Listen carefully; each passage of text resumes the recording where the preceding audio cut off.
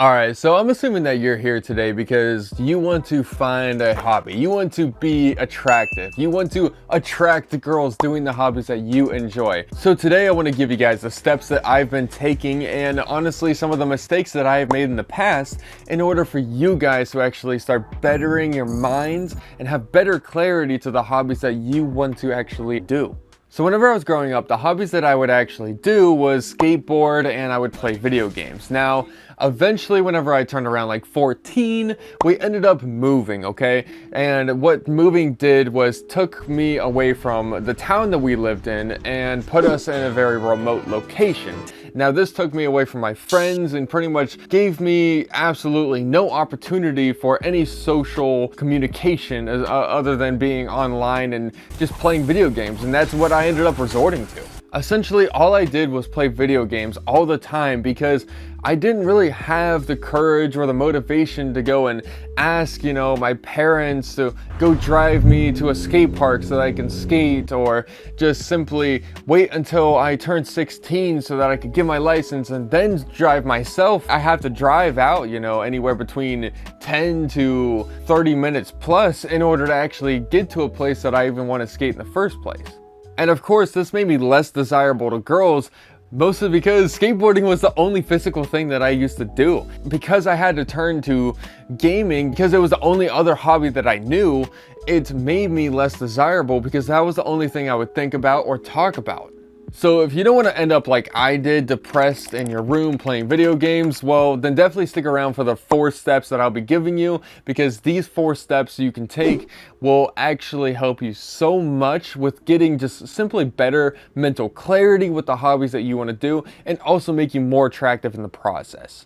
So number 1 is stop blaming your environment. So I purposely described my situation to help you understand that I was simply just making excuses for the reason why I had to resort to video games. Now, of course, I didn't actually have to resort to video games. I could have used the very little bit of sidewalk that we did have. Or I could have just asked my parents to drive me to the local skate park, or drive me in town so I get to skate around town, or just stay, more nights on the weekends with my friends and try to just really enjoy the time that I would actually be out there with them.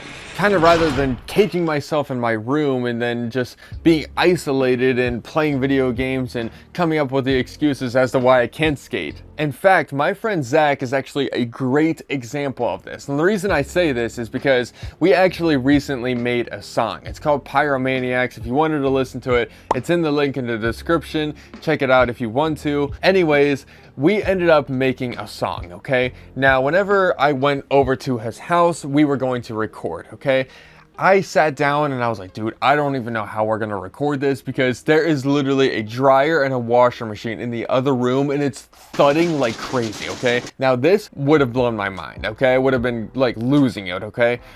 But he had set up his mic so that it was actually noise canceling enough that all that background noise was completely irrelevant. So what he did was took the opportunity and his drive to make music and actually did it, rather than blame his environment and put excuses towards the things that are completely out of his control. And now, of course, how does this make you more attractive to girls? Because, oh, you're not blaming your environment? Well, it's very, very simple, actually. So you are overcoming obstacles to get what you want.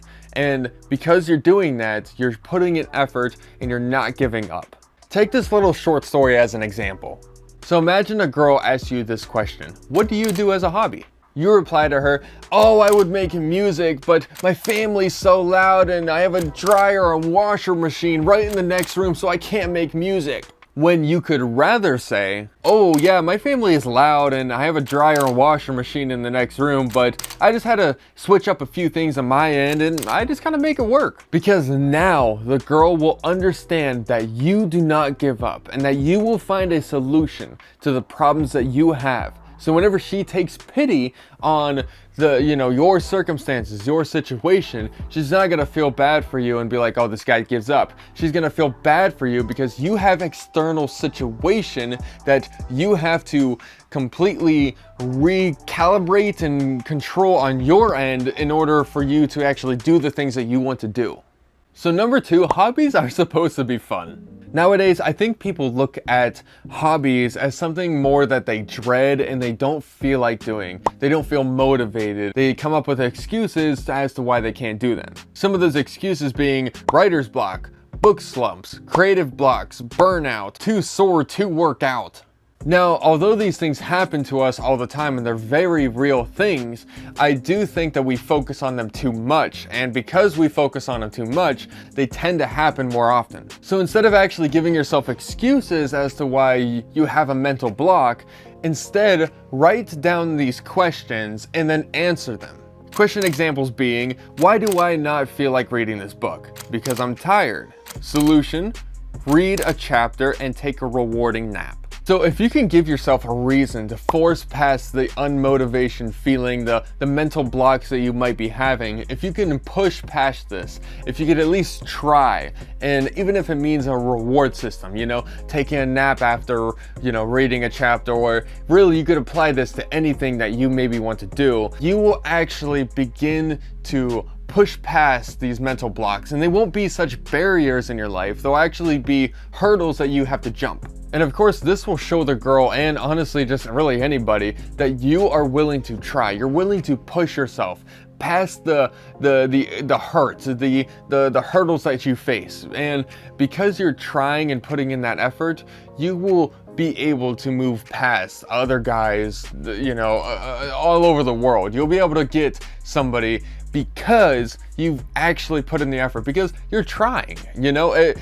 Girls want guys who actually try, and so many guys are bums nowadays. So don't be a bum and actually try. You know, you got to start somewhere, so you might as well start with your own hobbies. So number 3 is having a physical hobby. Remember how I explained my story, how the only things that I would do is play video games? I resorted to playing video games because I just stopped skating because we had moved. Well, guess what? You have to have a physical hobby, okay?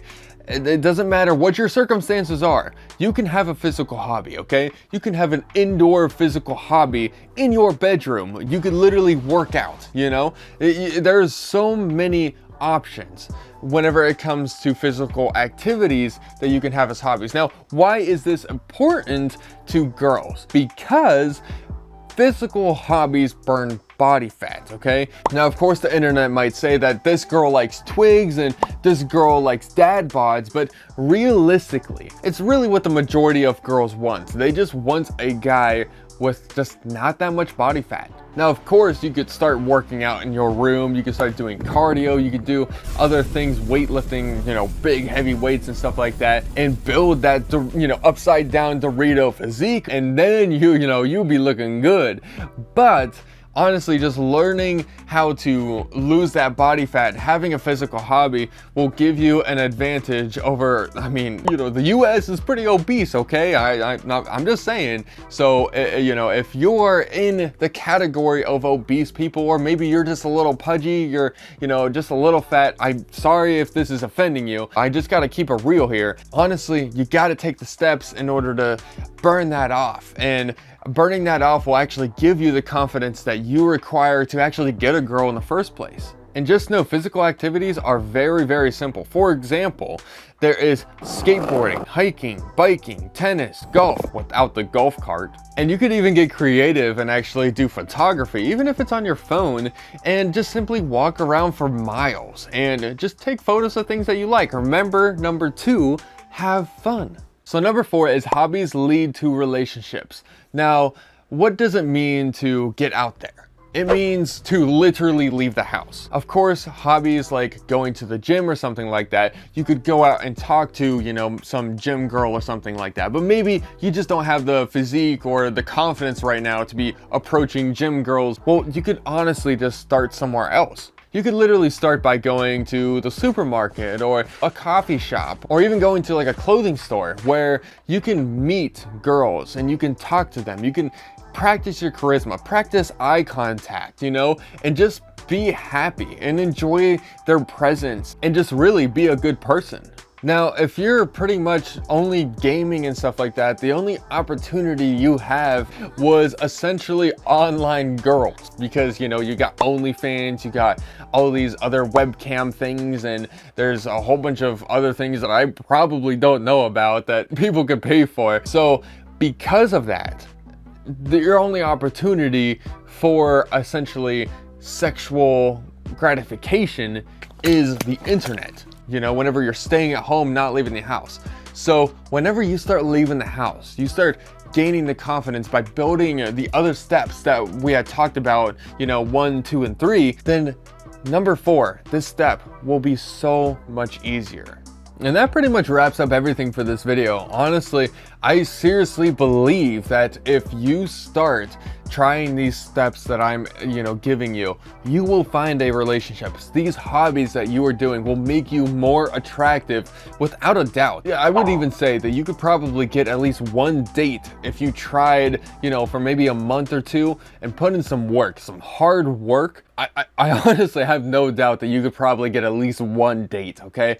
And yeah, you're gonna probably get rejected maybe 10 times. So you might have to get rejected 100 times, but who cares, okay? It's all practice. Eventually you will find the girl for you, and honestly, you might not even have to put yourself out that much. You just might have to follow your dreams, follow your goals, and just do the hobbies that you enjoy, and that will build up that self-confidence in you to actually start pursuing girls, and you have to really try. Lastly, to the guys who make it to the end of this video, you guys are awesome. You guys want something for yourself. You guys want to learn it step by step, the things that you need to start doing. And honestly, you guys should be proud of yourself for that. So if you guys enjoyed this video, then definitely consider subscribing and liking if you haven't already.